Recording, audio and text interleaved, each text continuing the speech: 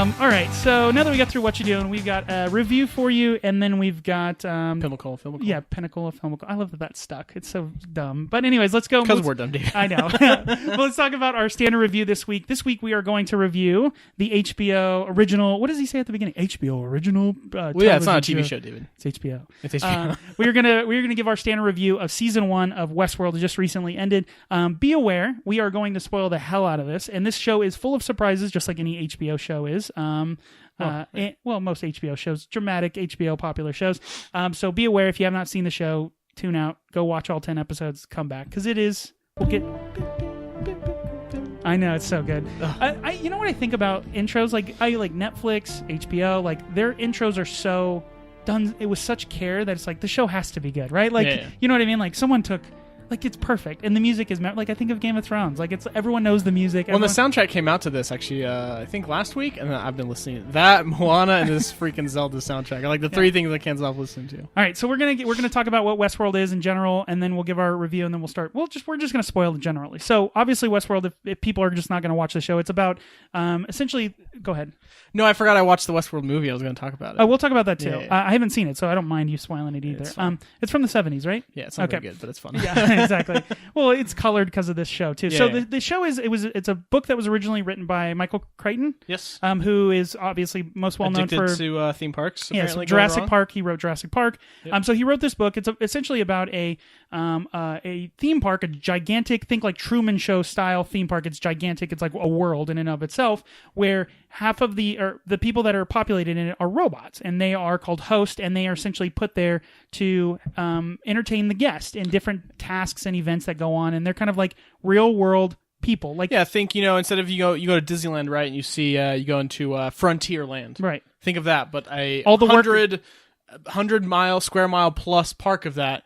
Plus, David and I could pay, I think it's like $40,000 a day or something. It's ridiculous. Yeah, ridiculous cost where you and I can go in, we could dress up like cowboys, right? And we could literally do whatever we want. Whenever we can go to the bar and there's someone passing out, hey, we're going to help the sheriff track down this guy. Oh, look, it's a bounty quest. Right. Let's go on that. It's very a video game like. Yes. You can go in, you can bang go to the brothel, exactly. Hook up with all the madams at the brothel. Exactly. You can just get wasted. You can go into like the far outreaches. You can be an outlaw and start gunning down people and running from the law. Anything you want in this West. And you can't be killed by the host. You can't be killed by other guests. So your safety is always like you can be hurt, like punched or bludgeoned, but you cannot be killed or mortally wounded. They kind of preclude, like, if you're a first timer, maybe they'll just push you where you could dial up your quote unquote difficulty up a little bit, and then you get punched and stuff like that. So ultimately, what's going on in this is there's multiple characters in the show, and again, we're going to start spoiling it. Where you have the original creator of the park, or one of the pioneers of the park, who is played by Anthony Hopkins. His name is Ford, which is fantastically named because you think of Ford, the motor company and all that great engine building and all that good stuff. Where he's kind of he wants to tell his story, and he sees the park. He sees it almost himself as like a god, right? Because he's created all of these robots, pseudo life, yeah. And in the show, there's the uncanny valley there is none, right? Because like the robots, they're played by human actors, but they are so advanced that they appear human, they act human, and then not only that, but the way they're made. At least the latest ones are of organic material, right?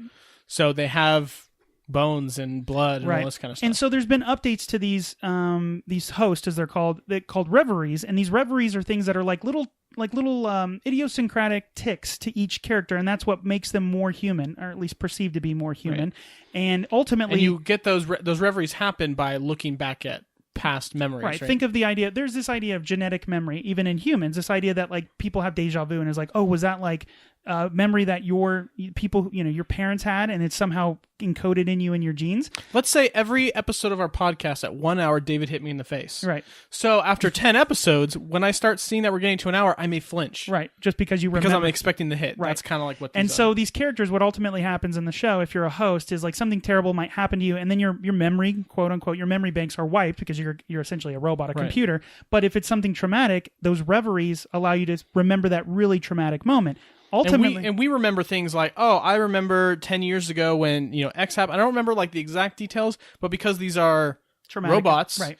They it's like real life. Like imagine if you can relive some traumatic experience just like you were there. And that's kind of how they remember these things. Right. It's not. It's as if they're reliving it, not just a memory. Like, well, you think of like if we have a traumatic incident, like let's say you're in a terrible car accident, you might remember the sound, you might remember the moment when you hit, but like or woke up in the hospital. Right. But you don't literally when you think about it, you don't feel the same exact pain. You don't smell the same smells. Like your brain will automatically push those memories out because it doesn't want to remember them. It's called post-traumatic stress disorder.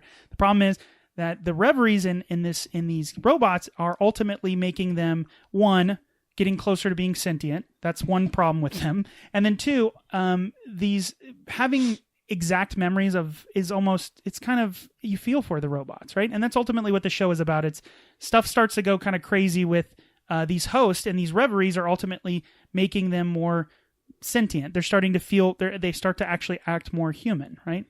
Yeah, and the way that works is there's this maze that's kind of talked about throughout the whole entire show. And you have the character played by Ed Harris, the quote-unquote man in black, because we know he's William, obviously, constantly looking for this maze. And he thinks it's some physical location. He's told by multiple people, kind of alluded to what it is.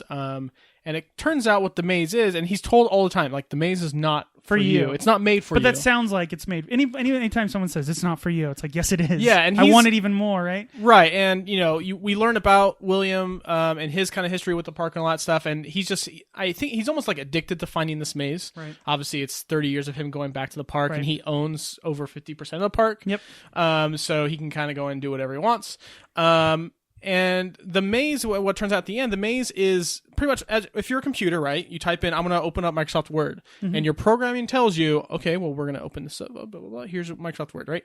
And that's kind of how the hosts work. Their interactions are based off what their programmer if-then programming. If this happens, then do this. Exactly. It tells them. So the whole point of the maze and getting consciousness is realizing that it's not your programmer telling you, like, we hear our own thoughts, right, in our mind. Yeah, id. Right, yeah, exactly. So these robots are like, well, that's not my own thought. That's the programmer's, obviously, because I'm a robot, right? And the maze is slowly figuring out where it's not my programmer telling me those things. It's myself. That's when the button therefore clicks. I am, right? That's the consciousness idea. If you're thinking for yourself, then you are conscious. Yep. And that's kind of the click that happens at the end. And that's what the maze is, right? That's why it's not for the humans. It's them slowly doing different paths, different loops. Sometimes it'll take you closer to the maze. Sometimes it'll take you farther away until you're finally thinking for yourself. Okay. So boom, consciousness. All right. So that's, I think, and if you're listening, you should just go watch the show. If we won't, but let's give our review, because this movie or this movie. See, that's my point. Like, this show is so good, it's like a movie.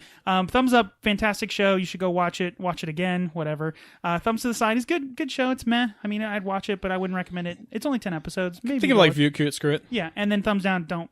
1, 2, 3. I knew it. Both. 2 thumbs up. This is a fantastic show. I think HBO's got another hit on their hands. Spoiler, I'll talk about the end of the year podcast too. Don't worry about it. Yeah, okay. I think there's multiple things that make this show incredibly interesting. Now, I will say the show takes a little while. It gets up its own butt a little bit in the first few episodes, because it's like, we're mysterious, and like, you don't understand. Now, it does make sense. It pays off. Well, okay, so I don't know if you followed the production of the show at all. No. But the pilot of the show that we see was actually shot a long time ago, like a couple years ago. Gotcha. And I almost feel like they wrote themselves into a corner. Like, for example, a really good example, right? In the first episode, we see the Man in Black scalp a host, right? And he's got the maze on the bottom. Yep. That's stupid, right? Now that we know what the maze is, why would there be physical indication of what the maze is? It's kind of one of those things. I kind of wrote a note here. It's a lot like Lost. A lot of comparisons of Lost we make, which is why I freaking love this show so much. Yes. But it's also executively produced by JJ, so of course. So they create these questions in the first of this pilot. Then what happened, behind the scenes is they did the pilot. They had to put the show on hiatus for quite a while. I want to say almost a year. Well, it's an incredibly expensive show. I think it's the most expensive show, right, that HBO's ever done? Yeah, maybe. I think so. Yeah. And they rewrote a lot of stuff. They recast a bunch of characters, and then they put out the show we see today. So there are things that don't make sense when you see the pilot or even some of the first episodes. Yeah. And you could see them slowly kind of make more sense toward the end. So I think that frustration you're getting is due to that. Yeah. They made a pilot, and then ultimately they made a 10 episode season, right? So like, okay, how do we not keep the continuity, but at the same time, we got to figure this out. Right. You know? Yeah, that makes sense. And like I said, that's another thing I've lost. Like, watch the first few seasons, and then like it starts getting so bonkers to the point where they're almost riding themselves into a wall, and then they kind of you start seeing like that doesn't even make sense. But they're just trying to figure out a way to make the questions have answers, even when it doesn't make sense. Like I said, we talked about the movie The Sting last week, where it has there's a big ultimate. In most TV shows, there's a bigger overall problem. Breaking Bad, whatever the show you can think of, there's an ultimate end goal for all the characters involved, or some kind of bigger conflict than individual conflicts. But the individual conflicts in and of themselves have to be interesting and unique. This show doesn't have that as much. It is the little conflicts are feeding more, and this is what the show ultimately does. That's why the big payoffs at the end are like, oh my god! And it's not only that, but it's because you don't have payoffs every episode. You get very little questions answered. Yeah. But it's like the last 3 episodes of the season are like like boom, answers, boom, boom. answers. And then some little stuff obviously in the finale to kind of lead us in the next season. And that almost makes me like I'm almost more excited for the second season than I am for this first season. They've created the world. They've done that hard part of world building, right? They've got that super out interesting. Of the way, yep. You know me, love the science fiction meets old western. It's right up my alley. So they got that out of the way, and it's perfect. Right. Like you couldn't do any better. You probably couldn't. Yeah. The characters in and of themselves are all interesting and have different motivations, and all appear to be getting to the point of the maze, the consciousness, in different ways. Exactly, which is very cool. You find out different motivations of characters, and they do that great thing that Game of Thrones does. Lots of where you start rooting for the bad guy, or you start seeing the gray in these quote unquote good characters. Right? Yeah. You're like, wait a second, like you went a little too far. You know what I mean? Like I was with you until you did that one thing, and now I'm like, wait, I might not be with you all the way, buddy. It's when you go from a white hat to a black hat. Right. It's exactly. And also, another reason why I'm so excited for season 2 is obviously it was renewed for a second season, but they don't plan on premiering until 2018, which seems like way too long, obviously. But at least we got the last season of Game of Thrones to look forward to. Yeah, we got lots of good stuff for that. But it just means they're going to take their time and do this show right. You know, they're not going to try to rush it, because that's kind of what they did with the first season. And I don't want to necessarily talk about the whole season beat for beat. I do want to get your finale.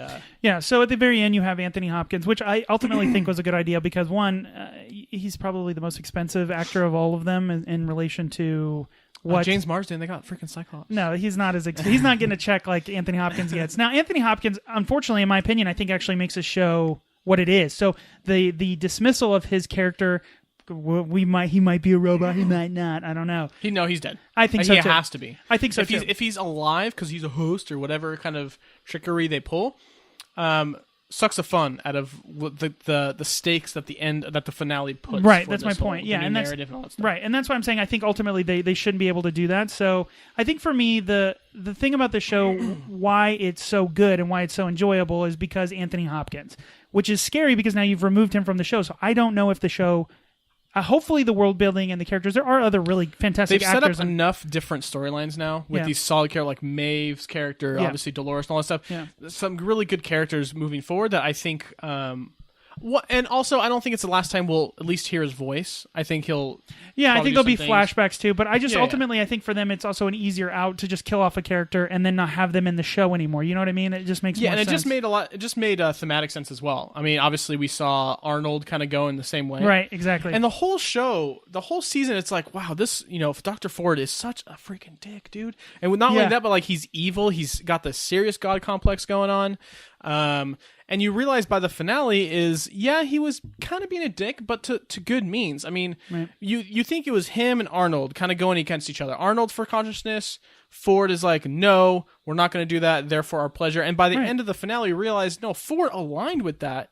But he just told him it's not their time to get consciousness yet. They need more time. Well, right, and like exactly. No, and I get that too. So it's cool seeing the form. It's like, I mean, I don't want to say he's good, because obviously like his narrative killed a bunch of real human people, right? Which is freaking cool, by the way. The whole exactly. But so he's not technically a good person, but he's not this self-centered, God-centric. Well, he kind of is, but you know what I mean. Like he's not super evil for his own means. The means justify the ends. Exactly. He's trying to get consciousness for his creation, just like he did for Arnold. And he just knew, like, Arnold, it's not the time. Like, it's not the time to do this. And Arnold was just like, no, they're ready, and I'm going to do this crazy thing where a host is going to kill me, to make you shut the park down. Obviously, that didn't happen. These dangerous delights. lead to violent ends or something like that. Yeah, violent delights have violent ends or something like that. No, I mean it's fantastic. The show's symbology in the show is the cinematography is so good in this. So the good. setting the music, the setting, everything is just so good. So the care that's given to this show is just you can't touch it with a 100-foot pole. I mean, the only show that I think of that has this kind of gravitas or setting where every little thing matters is Game of Thrones. I mean, that's the only one, and HBO has the resources and the money, and I think Game of Thrones proves, and this show proves, I don't know what the ratings are for these, but I imagine they're making money on it. Yeah, is there will be other shows that will go this far and do this much and get these big name actors. Now, granted, here you have only, a few. I mean, it's not like James Marsden. Like Evan Rachel Wood, James Marsden. You have Ed Harris, but Ed Harris is traditionally a secondary actor. Yeah. He's not a same starring thing as actor. James Marsden. Right, exactly. So, again, it's fantastic. Go watch it. Yeah, Watch it definitely again. go check it out. And I want to binge it, honestly, before you hear the end right, show. Because it has that lost thing where there's little clues that were given throughout that didn't mean anything until it's colored at the end, and then it's it's like Sixth Sense, oh, let's go watch it again and see he was dead the whole time. It's spoiler alert for Sixth Sense. Nice warning, David. Yeah, exactly. The other couple notes here I have, where one, they had an end credit tease, which is kind of cool. Yeah, that was kind of cool. I forgot her name, the crazy blonde chick with the snake tattoo. Oh, yeah, the Rip snake Sarno. lady. Yeah. Yeah, but so that was kind of cool. It's like, is this Marvel? Samurai World, I'm waiting for that. Yeah, they include other worlds, and so my wife and I watched the movie last night, and it's pretty much like a 3-park or a 3-world park, and the whole thing is called Delos, which is the corporation that owns Westworld in the show as well. So little nods to the original movie. Yeah, so they have like Roman world, medieval world, and Westworld. Which one would you want to go to? The Roman world was just like debauchery and stuff, so I'd probably want to go there. Yeah, exactly. Yeah, and just having orgies and stuff like that. So probably Roman world. Anyways, I would probably still do Westworld. I just the cowboy. I always wanted to be a cowboy, right? Ride a horse and shoot stuff. It's not a very good movie. I mean, this one host, it's kind of cool because the whole starts. They're like, oh, we sent some errors, and the error of these robots are going higher than what we've predicted. Right. So something's off. They're like, oh, don't worry about it. It's fine. And they're like, well, I think we should shut down the park for like a month and figure everything out. It's like, oh, no, fine. We got to make money. That's how it always is. It's always then money. People start freaking out, right? And it wasn't until these two guys go into the park, and it reminds me of William and Logan because one is a veteran, one is not. And it's kind of going through the movie together. And a snake bites him. It's like, they're not supposed to do that. And that's kind of the catalyst that kind of starts everything. Things aren't is a going robot snake biting somebody. It's not a very good movie, but obviously if you watch the show, definitely check out the movie. It's cool seeing the main evil host wears all black. So you're like, oh, is that the Man in Black? Well, it's also like the 70s version of the future, right? So it's got that cool they cut the snake open and it has like little valves and crabs. And like, stuff oh, so futuristic. Metal mouth. But anyway, a couple of questions about the season 1 though. Where do we go from here? Obviously, we kind of answered that before. Obviously, we'll see Maeve kind of do it. We got a couple different storylines to go. I think ultimately what happens is that Westworld becomes more true to real life. Like people are going to get hurt. Obviously, they kind of spoil that with the end of the season 1 last part. But I think the people in the park are going to have to learn how to survive. And I think ultimately there'll be some measure of like robots wanting to be in line with the humans. It'll be interesting. It'll be robots. It'll be Terminator. Kind of. I don't know if you remember, but when Maeve was going through in the finale, when it was like, no, all this that you're doing, recruit, and on her little screen it said invade. Yeah. So like it's her programming is to assimilate into humans, right? And get out of the park. And she made the conscious decision at the end to go look her daughter. Exactly. So it's like, oh, that's kind of Ford's narrative is to have these robots take over. But it's always the same thing where it's like, it's the fate idea. That's what's so great about the show. Like, are you doing what I'm saying right now? Was that already predestined? Yeah. Or am I breaking it? And it's kind of cool. Asking the question, right? Like, yeah, it's cool because like we see Maeve go through this a lot of the season where it's like, I'm making these really stupid workers give me administrative access and all this cool stuff. She's doing this because she's deciding to. And at the very end, it's like, no, this is all programmed. She's just like, no, it's not. No, it's not. Yeah, and that's what's scary when if someone did tell you, oh, you trying to say it's not fate, that was designed. It's like, no, then how do I break this? You can't. And there's a cool part. This conversation was supposed to, like, oh, that's... Yeah, there's a cool scene in the middle of the season where she's, like, on the table and, like, Felix is explaining to her, it's like, no, this is, like, look at the screen. This is going to tell you everything you're about to say. I don't think about that. And it's popping up the words. And she, like, bugs out and stuff like that, yeah. So, obviously, very cool. I did note a couple things, frustrations with finale. I think I already talked about this. Yeah, pilot was filmed. Okay, who cares? And then Stubbs and Elsie, obviously, two loose ends. Hopefully, they're alive. Yeah, I think so. I think ultimately they have to be. That's why they pulled them out for the purposes of the finale. Yeah, they have to be somewhere else.